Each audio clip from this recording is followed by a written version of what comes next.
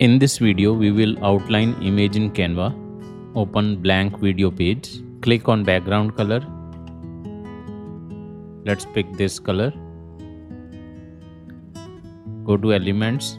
In the search box, search for girl image. Let's select this image. Click on BG remover and remove its background. Now reduce from the sides like this. Then click on edit. Then under FX effects, let's select shadows. Select outline. In color, let's select this white color.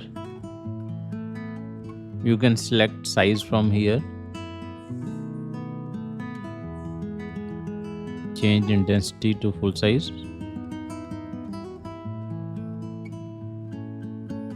Now let's select another image, remove its background.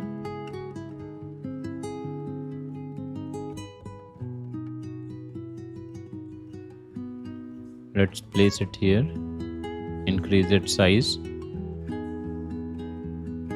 Now click on edit. Under FX functions, click on shadows, click on outline, increase size. Let's change the color to white.